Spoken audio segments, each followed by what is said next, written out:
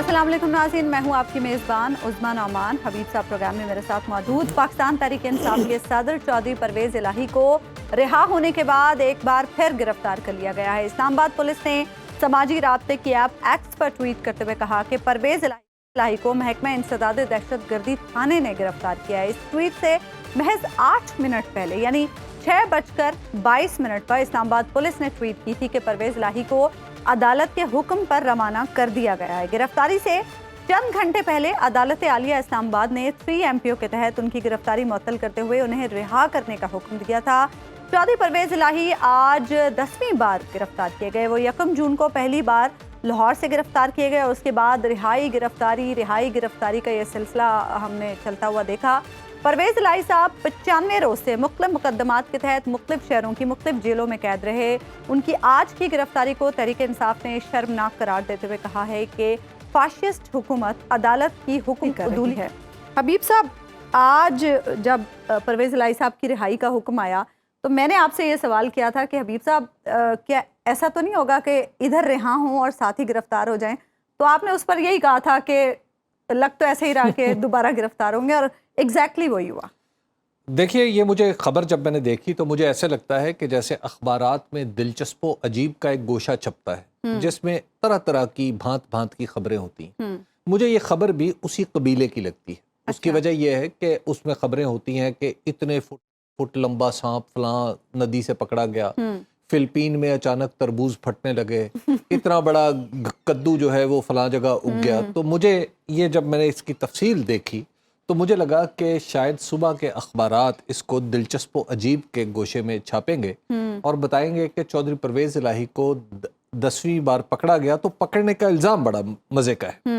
आपको पता है कि उन्हें जिस मुकदमे में पकड़ा गया है वो 18 मार्च को दर्ज हुआ था, 2023 को। 18 मार्च को, जब याद होगा आपको, कि पाकिस्तान तहरीक इंसाफ के चेयरमैन जुडिशल कॉम्प्लेक्स में गए थे तो वहाँ कुछ हंगामा आराई हुई थी, तोड़फोड़ हुई थी। तो उसमें नामालूम अफराद में चौधरी परवेज़ इलाही। अच्छा, अब आप जरा तसव्वुर कीजिए कि चौधरी परवेज़ इलाही नामालूम है। यानी नामालूम कैसे हैं कि वो इस्लामाबाद में कौमी असम्बली के मेंबर के तौर पे रहे। वो पाकिस्तान के वाहिद या सेकंड डिप्टी वजीर आज़म रहे हैं। वो पाकिस्तान में कायदे हिज़्ब इख्तिलाफ रहे हैं जी। वो पंजाब असम्बली के स्पीकर रहे हैं। वो पंजाब के वजीर आला रहे हैं। अब आप ज़रा तसव्वुर कीजिए कि वो शख्स जो इन ओहदों पर फाइज रहा हो वो इस्लामाबाद में नामालूम है। यानी अब आप ज़रा तसव्वुर कीजिए उस मज़े का खेजी का कि जिसकी बुनियाद पे इस्लामाबाद पुलिस ने इनको पकड़ा है। अब प्रॉब्लम यह है कि जिस तरीके से हमने अपने कानून का मजाक बना दिया है, उस्मा नौमान, ठीक है, पाकिस्तान की सियासत का ये एक अजीब और अफसोसनाक पहलू है कि हम लोगों को इस तरह पकड़ते हैं और जब वो हुकूमत में नहीं होते और जब हुकूमत में आते हैं तो वो लोगों को पकड़ते हैं। लेकिन इस तरह जब हम दुनिया को क्या मैसेज दे रहे हैं? एक तरफ हम कोशिशें कर रहे हैं कि पाकिस्तान को दुनिया के लिए इन्वेस्टमेंट हेवन बना दें जी।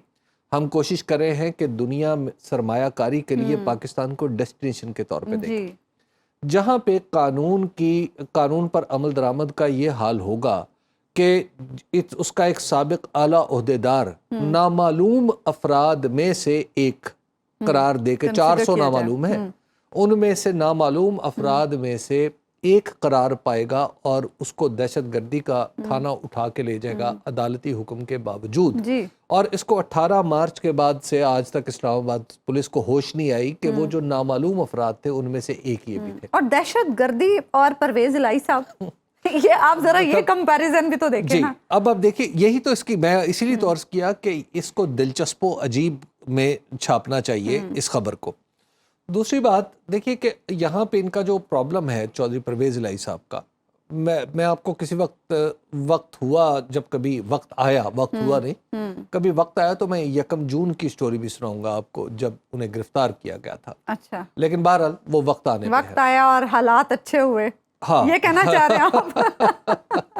अच्छा, खैर, तो अब देखिए इनका हम पाकिस्तान में जो पाकिस्तान तहरीक इंसाफ के साथ हो रहा है और जो चौधरी परवेज़ इलाही साहब के साथ हो रहा है, اس کی وجہ یہ نہیں ہے کہ انہوں نے کوئی جرائم کیے، اس کی وجہ یہ نہیں ہے کہ کوئی نقص امن کر رہے تھے جیسے ایم پی او کے تحت، یہ بھی وجہ نہیں ہے کہ انہوں نے کوئی کرپشن میں کچھ ثبوت ان کے خلاف ہاتھ پہ آ گئے، اور یہ بھی وجہ نہیں ہے کہ دہشت گردی کے مقدمے میں، مطلب آپ ذرا دیکھیے کہ مسمی پرویز الہی، ٹھیک ہے، ایک نامعلوم شخص منہ پر ڈھاٹا باندھے ہوئے، ہاتھ میں ڈنڈا لیے ہوئے، 77 سال عمر، اور وہ جوڈیشل کمپلیکس پہ حملہ کر رہا تھا، اس نے کار سرکار میں مداخلت کی اور اس کے ساتھ ساتھ سرکاری جائیداد کو نقصان پہنچایا۔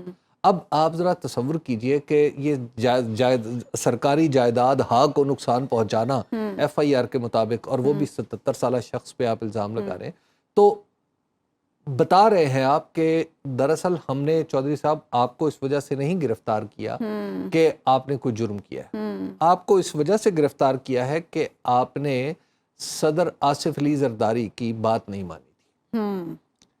ہم آپ کو انہیں جو سزا مل رہی ہے کہ آصف علی زرداری صاحب نے چودھری پرویز الہی صاحب کو کہا تھا، یاد ہوگا آپ کو فروری میں، کہ آپ وزیر اعلیٰ بن جائیں، لیکن وزیر اعلیٰ بنے، یعنی پچھلے سال کی بات ہے 2022 میں، کہ آپ وزیر اعلیٰ بنے تو آپ پی ایم ایل این کے وزیر اعلیٰ بنے، جی ہم سپورٹ کریں گے، تو ہم آپ کو سپورٹ کریں گے۔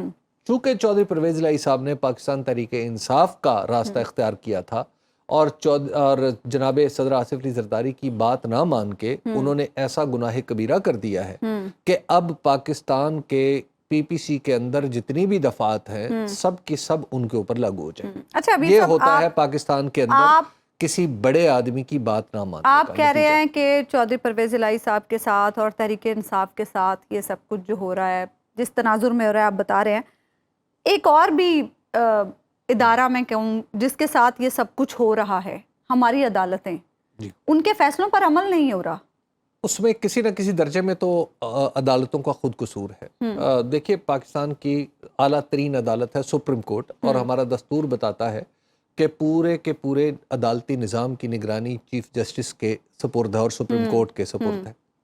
جب سپریم کورٹ نے ایک فیصلہ کیا کہ 14 مئی کو الیکشن ہوگا پنجاب کے اندر، 14 مئی 2023 کو، اور جب اس سے پہلے well before time election commission نے کہا کہ ہم تو یہ بات نہیں مانتے، حکومت نے کہا ہم یہ بات نہیں مانتے، یہ سارے لوگ جو آج الیکشن کی دہائی دے رہے ہیں یہ اس وقت ہمیں بتایا کرتے تھے کہ الیکشن نہیں ہونا چاہیے اور الیکشن کے ہونے کے نقصانات کیا ہوں گے۔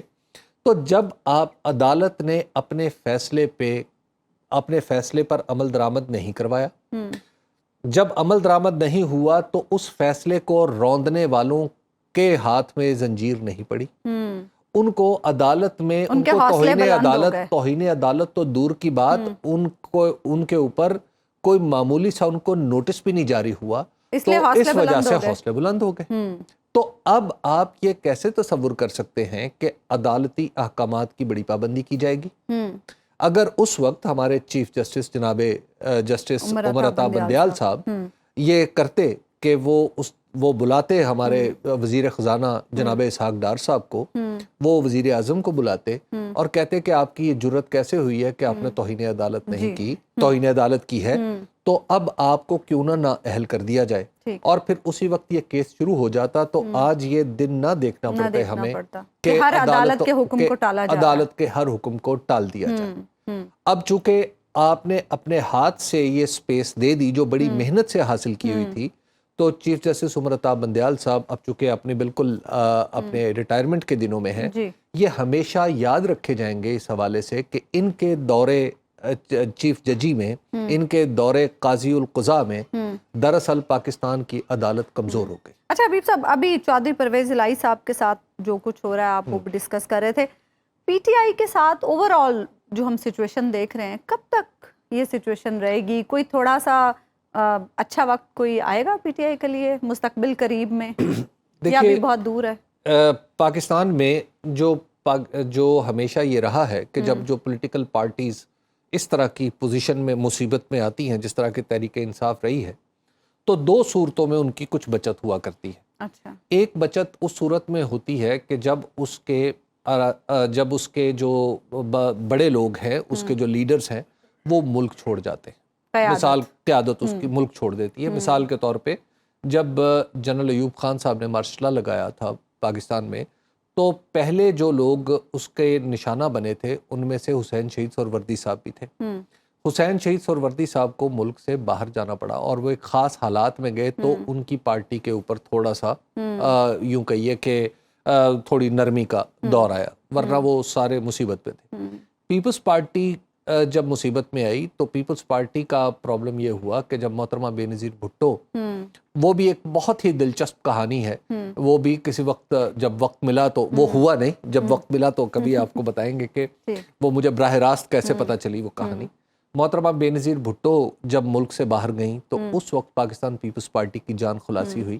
اور نواز شریف صاحب بھی جب ملک سے باہر گئے تو اگرچہ اس کے بعد بھی ان کے کارکنوں نے بہت ماریں کھائیں، ایسا نہیں ہوا، ان کے جانے کے بعد زیادہ کھائیں، لیکن جب تک وہ یہاں موجود رہے ان کی مشکلات کے درمیان ایک جو بڑی رکاوٹ تھی وہ خود چودھری خاندان تھا. اس وقت چودھری شجاعت صاحب بھی تھے اور چودھری پرویز الہی صاحب بھی تھے، اور چودھری پرویز الہی صاحب نے بعد میں بھی جب وہ وزیر اعلیٰ بنے تو حمزہ شہباز کا کافی خیال رکھا، جہاں اور حتیٰ کہ محترمہ کلثوم نواز کے بارے میں مجھے ایک دفعہ چودھری شجاعت صاحب نے بتایا تھا کہ جب وہ بڑی مصیبت میں تھی، یعنی 1999 میں، تو اس وقت بھی محترمہ کلثوم نواز صاحبہ مرحومہ اس وقت وہ اسلام آباد میں انہی کے گھر میں رہتی تھی.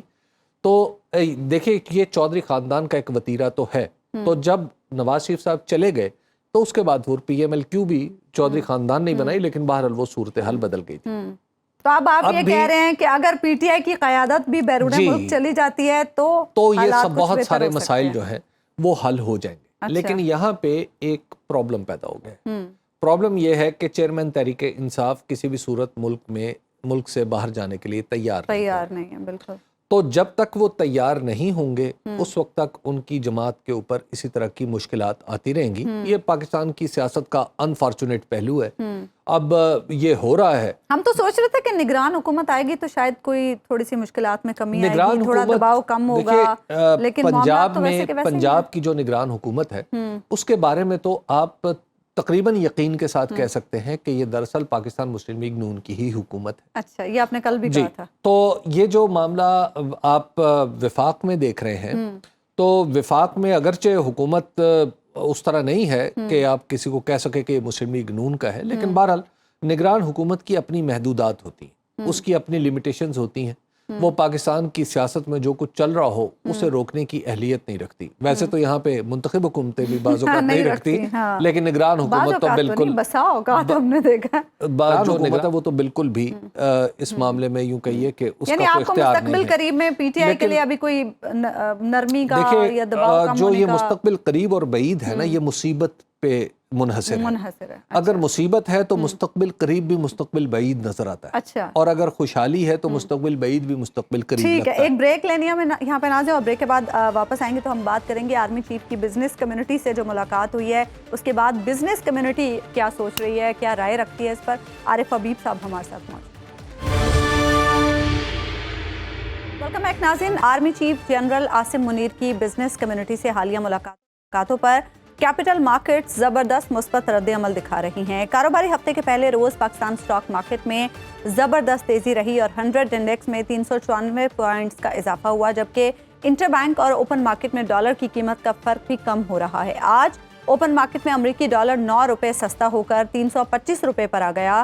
سونے کی قیمت میں بھی کمی دیکھنے میں آ رہی ہے، اور اس کے علاوہ تاجر برادری نے آرمی چیف کی معیشت کے لیے کیے گئے اقدامات اور کاوشوں کو بھی سراہا. ہفتے اور اتوار کو army chief general Asim Munir نے لاہور اور کراچی میں تاجروں اور صنعت کاروں سے طویل ملاقاتیں کی تھیں اور معیشت کی بہتری کے لیے کاروباری افراد سے کھل کر انہوں نے باتیں کی. سپہ سالار نے بزنس کمیونٹی کو سعودی عرب اور متحدہ عرب امارات کی جانب سے 25 ارب ڈالرز کی سرمایہ کاری کا یقین دلایا. یہ سرمایہ آئندہ 2 سے 5 سال کے دوران پاکستان آئے گا. آرمی چیف نے شرکاء کو یہ بتایا کہ وہ قطر اور کویت سے بھی اتنی ہی سرمایہ کاری لانے کے لیے کوشاں ہیں. اس کے علاوہ یو اے ای حکومت نے پاکستان کے زر مبادلہ کے ذخائر کی بہتری کے لیے 10 ارب ڈالر فراہم کرنے پر رضامندی ظاہر کی ہے.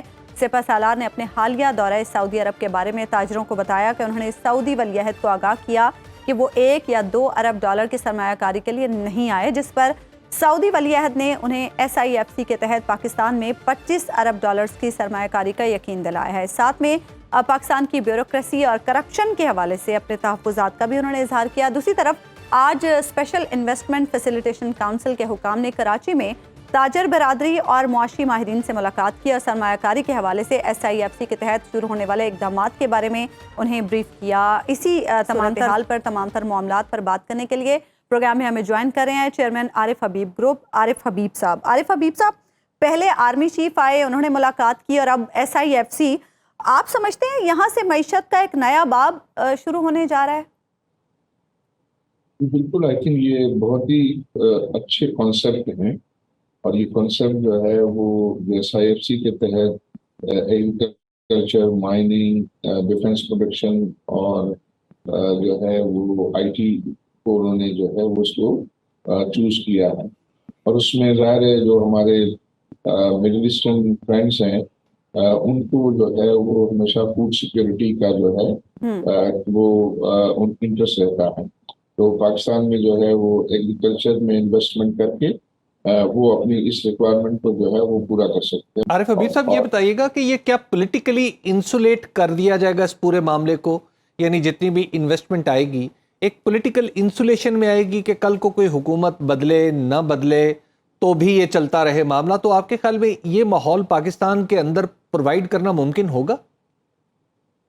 ممکن ہے اگر یہ اس کی اونرشپ جو ہے وہ آرمی لے لیتی ہے تو اس میں ڈیفینیٹلی جو ہے وہ پاسبل ہے. اور آئی تھنک انہوں نے کہا کہ وہ یہ کہتے تھے کہ ہمارے جو بھی فرینڈلی کنٹریز ہیں بشمول چائنا کے، وہ یہ کہتے ہیں کہ ہم آپ کے جو پولیٹیکل ڈسپنسیشن ہے اس میں ہم اتنے کمفرٹیبل نہیں ہوتے. تو ہمیں آپ یہ گارنٹی کیجئے کہ ہم جو بھی انویسٹمنٹس وغیرہ ڈیل کر رہے ہوں گے اس میں آپ گارنٹور ہوں، اور اس کا ایسے قانون ہوں گے کہ ہمیں آپ کی زیادہ جو ہے وہ بیوروکریسی کے رگمرول میں نہ پڑنا پڑے. تو وہ اور اس کو چونکہ ہم بھی، ہمارا بھی تجربہ ہے، ہم بھی یہ فورن انویسٹرز کو ڈیل کرتے ہیں، وہ بھی خاص طور پہ جو مڈل ایسٹرن کنٹریز ہیں وہ ہم سے کہتے ہیں کہ جو بھی بزنس پروپوزل ہو یا انویسٹمنٹ پروپوزل ہے اس میں جو ہے وہ آرمی کا بائنگ جو ہے وہ اس کو سمجھتے ہیں کہ وہ امپورٹنٹ ہے. ایک یہ بتائیے گا کہ پاکستان ایک پولیٹیکل سچویشن سے بھی گزر رہا ہے، ایک ایسی صورتحال ہے جس میں الیکشن ہوگا نہیں ہوگا، اور ہوگا تو کون جیتے گا، پھر بہت ساری ایک پولیٹیکل پولرائزیشن بھی نظر آتی ہے.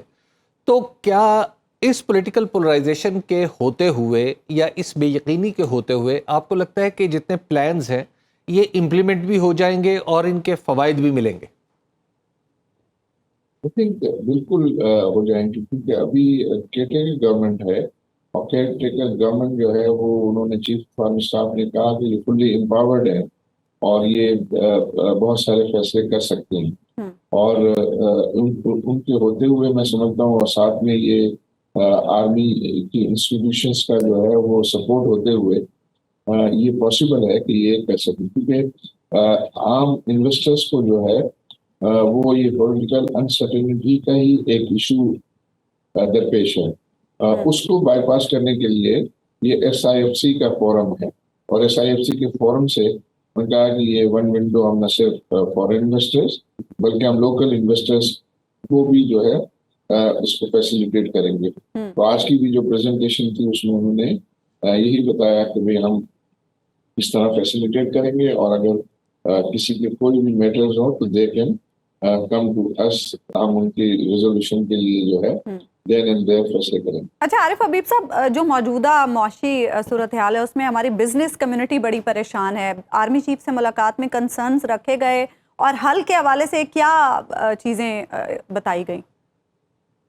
آئی تھنک سب سے زیادہ اس وقت جو امپورٹنٹ ہے وہ یہ ہے کہ روپے کا جو فری فال ہے اس کو روکنا ہے، اور ڈالر کے سامنے جو روپے کی قیمت قدر مسلسل گر رہی ہے اس کی وجہ سے ظاہر ہے انفلیشن بڑھ رہا ہے، اور انفلیشن اگر بڑھتا ہے تو عام لوگوں کے لیے مسائل جو ہے وہ زیادہ ہو جاتے ہیں، اور پھر اور یہ انٹرسٹ ریٹ بھی جو ہے وہ پھر ہائی سائڈ پہ رہتے ہیں، اور اس سے پھر بزنسز کو، گورنمنٹ کو جو ہے وہ بہت بڑا نقصان ہوتا ہے. اس کے لیے سب سے اس وقت جو امپورٹنٹ چیز ہے وہ یہ ہے کہ روپے کی قدر میں بہتری لائی جائے، اور اس کے لیے انہوں نے اقدامات کی بات کی کہ وہ اسمگلنگ کو روکیں گے، وہ افغان ٹرانزٹ ٹریڈ میں جو ایبیوزز ہیں اس کو روکیں گے, جو ایران کے ساتھ جو ہے بارڈر ٹریڈ ہو رہا ہے اس کے جو نقصانات ہیں اس کو وہ روکیں گے, اور پھر اس کے علاوہ جو گرے مارکیٹ یا انفارمل مارکیٹ ہے ڈالرز کی, اس کے اوپر کریک ڈاؤن کریں گے,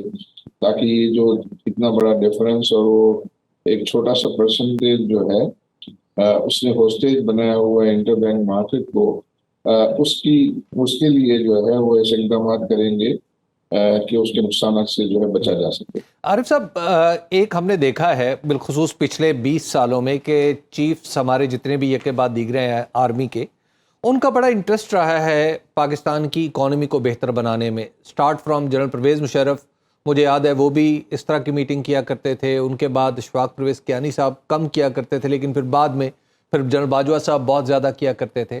تو آپ کو کیا لگتا ہے کہ جو اب جنرل عاصم منیر یہ جو کر رہے ہیں, اس طرح بزنس مین کے ساتھ میٹنگز کر رہے ہیں, ایک ماحول بنانے کی کوشش کر رہے ہیں, تو کیا یہ پچھلا ہی تسلسل لگتا ہے, یا آپ کو لگتا ہے کہ اب زیادہ ایگریشن آ گیا ہے, زیادہ واضح پلان ہے ہماری آرمی کے پاس اکنامک ریوائول کا؟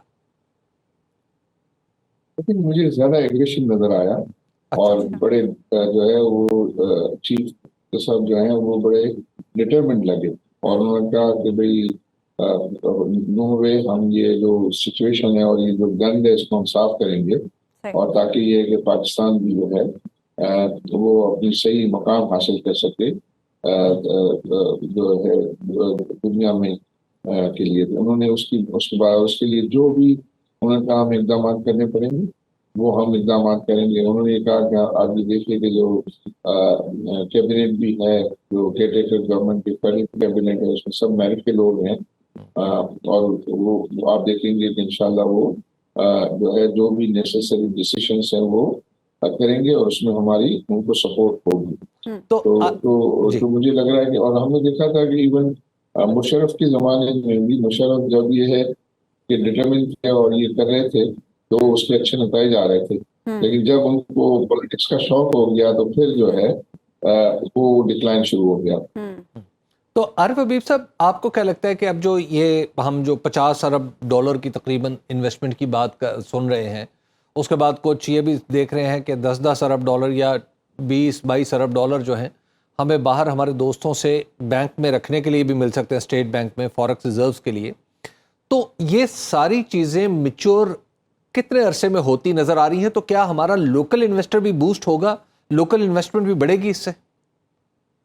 جی, آئی تھنک یہ بڑا ایک اسمارٹ موو ہے, اور اس میں انہوں نے یہ کہا کہ جو بھی ہمارے پروجیکٹس ہیں, جن پروجیکٹس میں وہ دلچسپی لے رہے ہیں, چاہے وہ ایگریکلچر کے ہوں, مائننگ کے ہوں, ڈیفینس پروڈکشن کے ہو, تو اس میں جو روپی کمپوننٹ ہے کاسٹ کا, ایک پروجیکٹ ہوتا ہے, اس پروجیکٹ میں جو ہے ایک حصہ ہوتا ہے کہ جو لوکل کرنسی میں جو خرچ ہوتا ہے, اور ایک حصہ ہوتا ہے جو فورن کرنسی میں خرچ ہوتا ہے. تو انہوں نے کہا کہ جو لوکل کرنسی کمپوننٹ ہے وہ ہم نے بات کی ہے کہ آپ یہ اسٹیٹ بینک میں جو ہے وہ ڈالر کی صورت میں آپ جمع کرا دیں, ہم آپ کو روپے دے دیں گے, اور وہ روپے پھر آپ یہ کہ لوکل کاسٹ کمپوننٹ اس سے آپ کریں گے. تو اس سے یہ ہوگا کہ ہمارے جو فورن کرنسی ریزروز ہیں وہ بڑھ جائیں گے, اور وہ بڑھ جائیں گے تو پھر جو ہے وہ لوگوں کا کانفیڈنس جو ہے وہ بہتر ہو جائے گا. جن لوگوں نے پیسے جو ہے وہ باہر لے گئے ہیں وہ پھر سوچیں گے واپس آنے کا, اور اپورچونٹی کو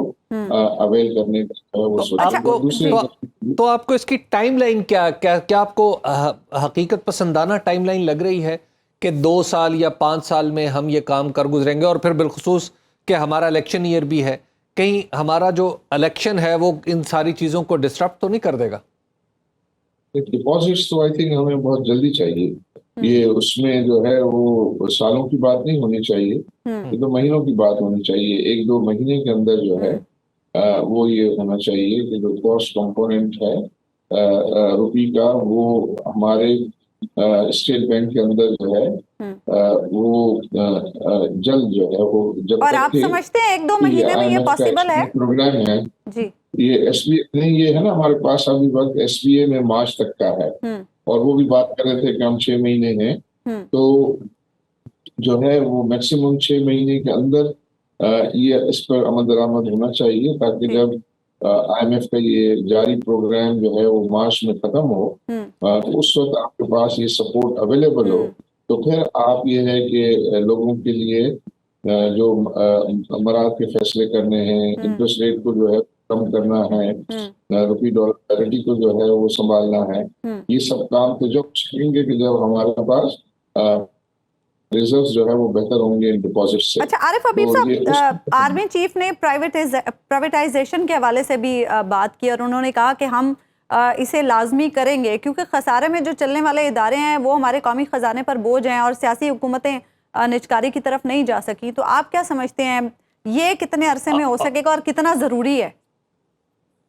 یہ بہت سب سے زیادہ ضروری ہے کیونکہ اس میں یہ بھی بات ہوئی کہ پاکستان جو ہے اس ڈیفیکلٹ حالات سے کیسے نکل سکتا ہے۔ تو اگر پاکستان کو ان حالات سے نکلنا ہے تو ایک تو کہ یہ روپے کی گراوٹ کو رکنا ہے، انٹرسٹ ریٹ کو کم آنا ہے، اور اگر انٹرسٹ ریٹ کم آتے ہیں تو بجٹ میں آپ کے پاس جو ہے وہ اسپیس پیدا ہوتا ہے۔ فار ایگزامپل اس سال جو ہے وہ 7 to 8 ٹریلین روپیز جو ہے وہ ڈیٹ سروسنگ کا بجٹ ہے۔ اگر یہ انٹرسٹ ریٹ جو ہے 5-8% جو ہے وہ گر جاتے ہیں تو 2 ٹریلین کا کشن پیدا ہوتا ہے، اتنا جو ہے برڈن بجٹ پہ کم ہوتا ہے۔ اسی طرح جو ہمارا اس وقت جو ایسیٹس ہیں پاکستان کے SOEs کے ایسیٹ یعنی اسٹیٹ انٹرپرائزز جو ہے جو اس کے جو ایسیٹس ابھی کچھ روز پہلے ہی آیا تھا کہ فائنانس منسٹری نے شیئر کیا ہے جو 19 ٹریلین روپیز کے بک ویلیو کے ایسیٹس ہیں، ان کو جو ہے وہ کوشش کرنی چاہیے کہ ان سے جان چھڑانی چاہیے کیونکہ ان کا ریٹرن جو ہے ان کا ییلڈ جو ہے وہ 1% سے بھی کم ہے۔ تو اس کا مطلب حکومت جو ہے وہ 15-16% جو بورو کرتی ہے اور اس کو انویسٹمنٹ اتنی بڑی کی ہوئی ہے اور اس پر ان کو صرف ریٹرن 1% اور ایسے کم آ رہا ہے۔ تو اتنی بڑی اماؤنٹ ہر سال وہ 2 ٹریلین 2.5 ٹریلین جو ہے اپورچونٹی کاسٹ آتی ہے ان کو، تو وہاں سے جو ہے سیونگ کریں تو 1 ٹریلین جو ہے وہ PSDP ہے، 2 ٹریلین یہ ہے، 2 ٹریلین ہمارا جو انٹرسٹ ہے، تو یہ اگر 4-5 بلین کا اگر کوشن ہم پیدا کر سکیں تو پھر ہم اپنے یوٹیلیٹی کو جو ہے بجٹڈ سبسڈی دے سکتے ہیں کہ الیکٹریسٹی اور گیس پرائسز کو نیچے لا سکتے ہیں۔ عارف حبیب صاحب ایک بات ہو رہی ہے کہ ایک جو پہلے سے جو ہمارے یہاں انویسٹمنٹ آ رہی ہے، انویسٹمنٹ جو آنی ہے ایکچولی وہ ایگزسٹنگ پروجیکٹس ہیں، مثال کے طور پہ OGDC ہے، PPL ہے، اس کی اسٹریٹجک سیلز ہیں، یا اس طرح کے ایگریکلچر میں پہلے سے زمینیں ہیں، بہت کم زمینیں ہیں جن کو زیادہ ہم ہموار کریں گے اور پھر ان کو آگے لیز آؤٹ کریں گے، ان پہ پروڈکشن شروع کریں گے۔ جو گرین فیلڈ پروجیکٹس ہیں وہ تو اگر نہیں آتے تو پاکستان کا تھوڑے دن بعد تو دوبارہ یہی مسئلہ بنا ہوگا، یعنی 6 مہینے بعد پھر یہی مسئلہ ہوگا کہ ہم کہاں سے اب پیسے لائیں۔ نہیں، آئی تھنک اگر یہ ایگزسٹنگ جو گورنمنٹ اون کمپنیز ہیں ان کو جو ہے وہ اگر پرائیورٹائز کر دیا جائے تو اس سے ان کی ایفیشنسی میں بہتری آئے گی، تو وہاں روزگار بھی پیدا ہوگا، وہاں ان کا جو ہے ریونیو اور پروڈکشن بھی بہتر ہوں گے، اور اس سے گورنمنٹ کو ٹیکسز بھی ملیں گے، لوگوں کو روزگار بھی جو ہے وہ زیادہ ملے گا۔ تو وہ بالکل گرین فیلڈ پروجیکٹ سے بہتر یہ اپورچونیٹی ہے کہ ہم اس میں ان کو بہتر کریں اور ان کو ایکٹیو کریں۔ اگر میں ہوتا تو میں بات کرتا کہ آپ پوری کی پوری فرینڈلی کنٹریز کو کہتا ہے کہ آپ کنسورشیم بنائیں اور یہ جو 63 بلین کے ایسیٹس ہیں آپ یکمشت ہم سے لے لیں۔ اس میں بے شک اچھے یونٹ بھی ہوں گے، اس میں OGDC بھی جائے گا، اس میں PPL بھی جائے گا، لیکن اس میں PIA بھی جائے گا، اور اس میں پاکستان اسٹیل مل بھی جائے گا اور پاکستان ریلوے بھی جائے گا۔ تو یہ ہے کہ وہ ایک فیصلہ کرے کہ بھئی یہ سارے کا سارا جو ہے وہ بیچ کے جو پیسے آئیں اس کا قرض آپ اس سے اپنا فورن کرنسی قرض جو ہے وہ اتار دیں، کیونکہ وہ تو آپ کو ریٹرن تو دے نہیں رہے، وہ تو آپ نے بالکل ایک سفید ہاتھی پالے ہوئے ہیں، اور آپ کے اوپر جو ہے وہ اتنا ہر سال 2-2.5 ٹریلین کا اپورچونٹی کاسٹ آپ کے اوپر ہے۔ تو اس قسم کا جو ہے بولڈ فیصلے جو ہے وہ کرنے ہوں گے۔ جب یہ اتنے 19 ٹریلین روپیز کے ایسیٹس ایفیشینٹلی یوٹیلائز ہوں گے تو وہ جو ہے وہ آپ کا GDP بھی بڑھے گا، ریونیو بھی بڑھے گا، روزگار بھی بڑھے گا، کیونکہ وہ صحیح چل نہیں رہے ہیں تو وہ اس قابل نہیں ہے کہ وہ ایکسپینشن کر سکیں۔ لیکن ہم نے دیکھا جو اسٹیل مل تھی عارف حبیب صاحب، ہم نے اس کو اس میں عدالت آ گئی، ریکوڈک کے معاملے میں عدالت آ گئی، اور کئی اس طرح کے معاملات ہیں جن میں عدالت آ گئی. آپ کو یاد ہوگا جو ترکی سے ہم نے بجلی لینے، ان کے بجلی کے پلانٹس آئے تھے جو اس میں بھی عدالت آ گئی، اس میں بھی پرابلمز آ گئے. تو ظاہر SIFC کا ایک فریم ورک تو ہے، لیکن عدالت تو بہرحال انڈیپینڈنٹ ہے، اس کو کانسٹیٹیوشنل پروٹیکشن ہے. تو آپ کو لگتا ہے کہ اب ماحول ہے ہمارا بن چکا ہے؟ نیشنل انٹرسٹ میں یہ اچھی جو ہیں فیشنیبل باتیں، عدالت، ڈیموکریسی، فلاں، یہ وہ آزاد، یہ سب چیزیں جو ہے وہ اس نے تو ہمیں جو ہے وہ کہیں کا نہیں رکھا. تو ہمیں تو جو ہے وہ دیکھنا ہے کہ جو ہمارے کنٹری کے لیے بیسٹ کیا ہے اور ہم اس جو دلدل میں جو پھنسے ہوئے ہیں اس میں کیسے نکلیں گے. تو اس کے لیے ظاہر ہے وہ ایسے انتظامات کرنے چاہیے اور عدالت کو سے بھی بات کرنی چاہیے، ان لوگوں سے بھی بات کرنی چاہیے کہ اسٹے آرڈر دے کر جو ہے وہ جو ستیاناش ہو جاتا ہے، چیزوں کو جو ہے روک دیا جاتا ہے. انصاف تو نہیں ملتا لیکن اسٹے آرڈر جو ہے وہ سال سال چلتا ہے. اور آپ نے دیکھا نا کہ عدالت نے ریکارڈنگ میں کتنا نقصان پہنچایا، پاکستان اسٹیل میں کتنا نقصان پہنچایا. یہ سب چیزیں تو ہمارے سامنے اور لوگ جو ہے وہ دیکھ رہے ہیں. تو آئی تھنک یہ جو ہے ان سے بھی جو ہے وہ ڈائلوگ ہونا چاہیے اور ان کو بھی ساتھ بٹھانا چاہیے کہ ہمارے جو ہے جیسے ابھی ریکارڈنگ کا انہوں نے مسئلہ حل کیا، تو آئی بلیو کہ وہ پہلے سے انہوں نے ڈائلوگ کر کے جو ہے اس چیز کو آرگنائز کیا. اور عارف حبیب صاحب، یہ جو سارے اقدامات اب معاشی صورتحال کے حوالے سے کیے جا رہے ہیں، سپہ سالار کی جانب سے SIFC متحرک ہے، آپ کیا سمجھتے ہیں اگلے 6 ماہ میں ہم کہاں ہوں گے؟ کیا اس صورتحال سے ہم کچھ نکل چکے ہوں گے؟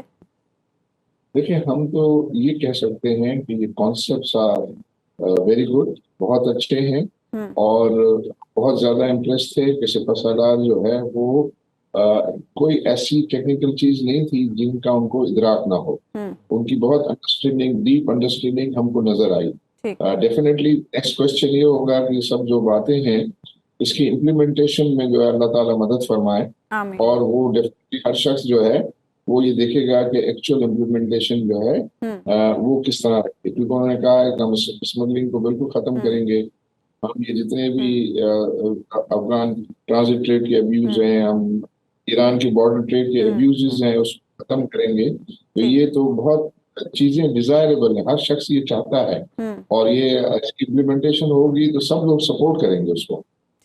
ٹھیک ہے، بہت بہت شکریہ عارف حبیب صاحب، آپ پروگرام میں موجود. بریک کے بعد واپس آئیں گے تو ہم بات کریں گے نیب ترامیم کیس کی، جس پر سپریم کورٹ نے فیصلہ محفوظ کر لیا ہے. ویلکم بیک ناظرین. آج سپریم کورٹ نے چیئرمین PTI کی نیب ترامیم کے خلاف درخواست پر فیصلہ محفوظ کر لیا. چیف جسٹس عمر عطا بندیال نے کہا میری ریٹائرمنٹ قریب ہے، ریٹائرمنٹ سے پہلے کیس کا شارٹ اور سویٹ فیصلہ سنائیں گے. کیس کی سماعت چیف جسٹس کی سربراہی میں 3 رکنی بینچ نے کی. سماعت کے دوران چیف جسٹس نے چیئرمین PTI کے وکیل خواجہ حارث سے مکالمہ کیا کہ کیا آپ نے نیب کی رپورٹ پڑھی ہے؟ نیب ریفرنس واپسی کی وجوہات سے اندازہ ہوتا ہے کہ قانون کا جھکاؤ کس جانب ہے. نیب قانون کے سیکشن 23 میں ایک ترمیم مئی، دوسری جون میں آئی. کیا ان ترامیم میں کوئی ایسی شک ہے جس کے تحت مقدمات دوسرے فورمز کو بھجوائے جائیں؟ جس پر وکیل خواجہ حارث نے یہ کہا کہ نیب کے پاس مقدمات دوسرے اداروں کو بھجوانے کا کوئی قانونی اختیار نہیں. چیف جسٹس نے کہا کہ نیب قانون کو واضح ہونا چاہیے تھا. جب قانون واضح نہ ہو تو اس کا حل کیا ہوتا ہے؟ کیا مبہم قانون قائم رہ سکتا ہے؟ اس پر جسٹس منصور علی شاہ نے کہا کہ چیف جسٹس کے سوال کو آگے بڑھاؤں تو کیا سپریم کورٹ قوانین واپس پارلیمنٹ کو بھیج سکتی ہے؟ چیف جسٹس عمر عطا بندیال نے کہا کہ پارلیمنٹ تو بہت سپریم ہے، اگر پارلیمنٹ کو قوانین پر دوبارہ غور کی درخواست کریں تو بیچ کے وقت میں کیا ہوگا؟ اگر عدالت کو قانون میں حکم مل جائے تو کیا پارلیمنٹ کو واپس بھیجے؟ چیف جسٹس آف پاکستان نے کہا کہ ماضی سے سبق سیکھتے ہوئے اب سو موٹو نہیں لیتے. جون 2022 میں PDM حکومت نے نیب آرڈیننس میں 27 اہم ترامیم متعارف کرائی تھی، جس کے مطابق قومی احتساب بیورو وفاقی، صوبائی یا مقامی ٹیکس کے معاملات پر کارروائی نہیں کر سکے گا. ریگولیٹری اداروں کو بھی نیب کے دائرہ کار سے نکال دیا گیا. احتساب عدالتوں کے ججز کے لیے 3 سال کی مدت بھی مقرر کی گئی. عدالتوں کو 1 سال کے اندر کیس کا فیصلہ بھی کرنا ہوگا. ملزم کی گرفتاری سے قبل اس کے خلاف شواہد کی دستیابی کو یقینی بنایا جائے گا. ایک اہم ترمیم کے مطابق یہ ایکٹ قومی احتساب آرڈیننس 1999 کے شروع ہونے کے بعد سے نافذ سمجھا جائے گا. 26 جون کو چیئرمین PTI نے ان ترامیم کو سپریم کورٹ میں چیلنج کیا تھا. اسی پر بات کرنے کے لیے پروگرام میں ہمیں جوائن کرے ہیں سابق ڈیپٹی پروسیکیوٹر نیب راجہ عامر عباس صاحب.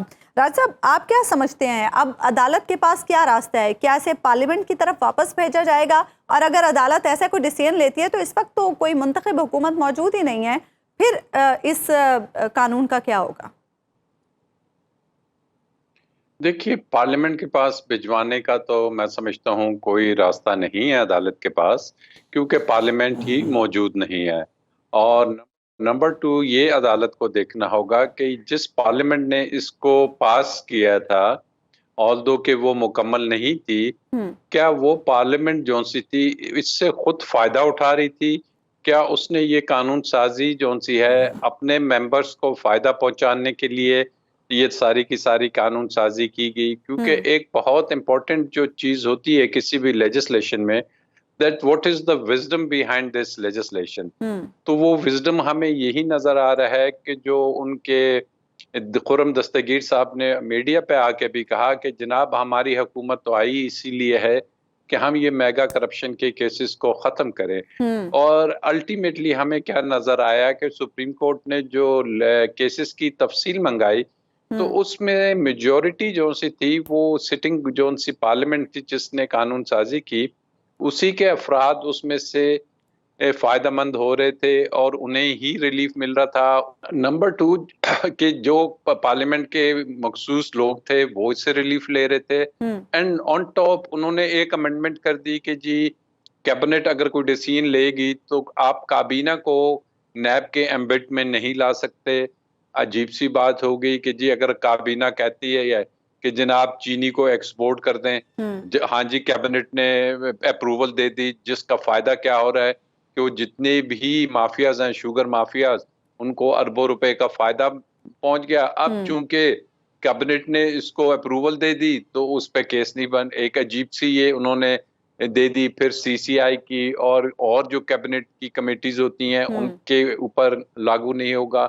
سب سے امپورٹنٹ جو امینڈمنٹ کر دی کہ جی سیکشن 14 ہے نیب آرڈیننس کا, جو کہ کہتا ہے کہ ایک پبلک سرونٹ جو سا ہے یہ اگر اس کے پاس اس کے جو ایسٹس ہیں اس کی نون سورس آف انکم سے بڑھ کے ہیں, یعنی کہ اگر ایک پٹواری یا تحصیلدار ہے اس کے پاس اگر 3-4 BMW ہیں تو انہوں نے سیکشن 14 ختم کر دیا. اب وہ شخص یا وہ تحصیلدار یا پٹواری یہ نہیں بتائے گا کہ وہ BMW یا وہ مرسیڈیز اس نے کہاں سے لی, بلکہ اب نیب ثابت کرے کہ جی فلانا کوئی ایک ٹرانزیکشن ہوئی تھی اور اس ٹرانزیکشن میں یہ ایویڈنس ہے کہ تم نے اتنی رشوت لی تھی, جو کہ دنیا بھر میں نہیں ہو رہا. دنیا بھر میں پبلک آفس ہولڈرز کے خلاف جو اکاؤنٹیبلٹی ہے اس کو سخت سے سخت کیا جا رہا ہے, کیونکہ وہ ہمارے اور آپ کے پیسے کے ان کے پاس امانت ہوتی ہے. تو راجہ صاحب یہ بتائیے گا کہ عدالت کے پاس راستہ یہ ہے کہ اس کو سٹرائک آف کر دے, ساری ترامیم کو ختم کر دے کہ جو 50 کروڑ کی حد لگائی تھی کہ کم سے کم جرم, کم سے کم امبیزلمنٹ یا غبن یا بدعنوانی 50 کروڑ کی ہوگی تو تب نیب کے پاس جائے گا, اور جن لوگوں کو ریلیف ملا تھا اس کے ذریعے وہ بھی ختم ہو جائے گا. تو کیا یہ ہوگا, سٹرائک آف کر دے گی عدالت اس قانون کو, اس ترمیم کو؟ بالکل عدالت اس کو کہہ سکتی ہے, کیونکہ یہ جو آئین امینڈمنٹس ہیں یہ چیلنج ہوئی تھی کہ یہ الٹرا وائریز ہیں ایک بنیادی فنڈامنٹل رائٹ کے, اور جو آپ کا ہمارا یا عوام کا بنیادی فنڈامنٹل رائٹ ہے کہ اس کو ایک کرپشن فری گورنمنٹ ملے, corruption free public office holders ملے.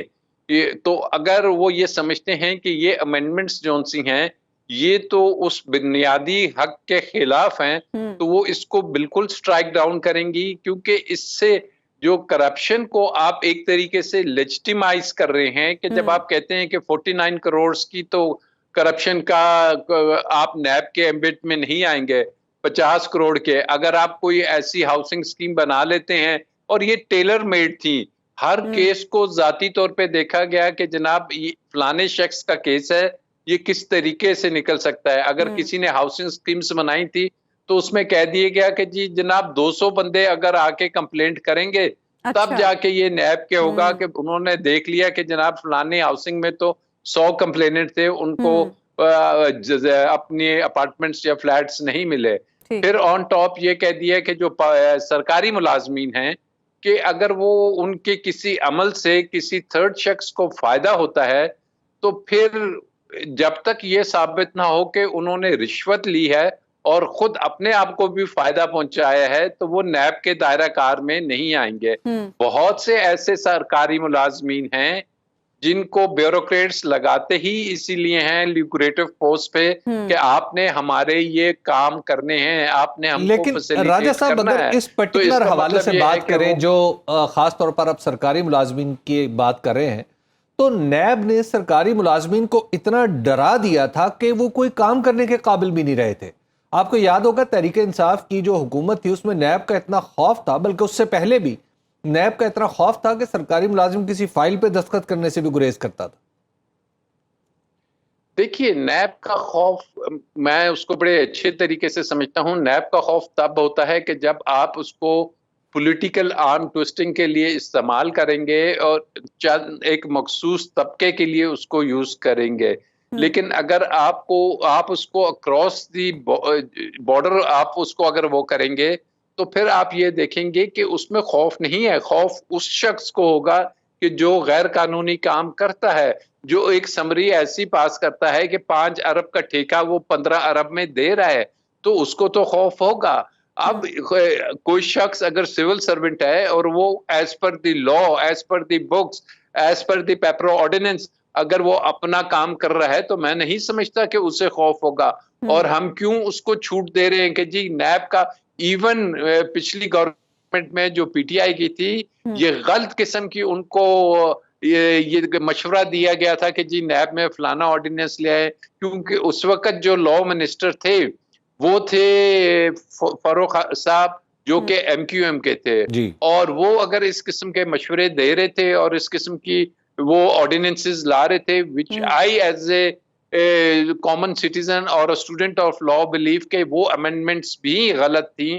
اور الٹیمیٹلی کیا ہوا, جو امینڈمنٹ کرنے کی چیز ہے وہ تو کی نہیں کہ بھائی چیئرمین نیب کو امینڈ کرو کہ لیڈر آف دی ہاؤس اور لیڈر آف دی اپوزیشن جو خود سارے کرپشن کے کیسز میں انوالو ہوتے ہیں وہ اپوائنٹ نہ کرے, جو اور اس میں کچھ ضروری ایسی امینڈمنٹس تھی جس کو سپریم کورٹ نے بھی کہا کہ ضمانت کی حد تک آپ دیکھیں, لیکن میلفائڈیز دیکھیں کہ انہوں نے امینڈمنٹ کی کہ 14 دن سے زیادہ کا ریمانڈ نہیں دیا جائے گا, اور جو چیئرمین نیب ہے وہ صرف انویسٹیگیشن میں ان کے اریسٹ کریں گے. انفارچونیٹلی کیا ہوا کہ حالیہ کچھ 1 یا 2 ماہ پہلے انہوں نے دیکھا کہ اس کو پھر ہم نے پولیٹیکلی استعمال کرنا ہے اور اب ایک پرسن اسپیسیفک کو جا کے گرفتار کرنا ہے, تو انہوں نے وہ امینڈمنٹ ختم کی. راتوں رات آرڈیننس آیا اور آرڈیننس یہ آیا کہ اب انکوائری میں بھی اریسٹ ہو سکتا ہے اور 14 دن کے ریمانڈ کو بڑھا کے 30 دن کا کر دیا. تو یہ بتائیے گا کہ اب اگر عدالت اس پہ فیصلہ کرتی ہے, خواہ وہ شارٹ اینڈ سویٹ ہی کیوں نہ ہو, تو اس میں کیا یہ ہوگا کہ پرانے کیسز جو نیب نے بند کیے ہیں وہ سب کھل جائیں گے؟ بالکل جی, یہ شارٹ اینڈ سویٹ ہوگا آپ اور ہمارے لیے, لیکن میگا کرپشن کے کیسز کو کلوجر کروایا ہے, وہ تمام کیسز ری اوپن ہو جائیں گے.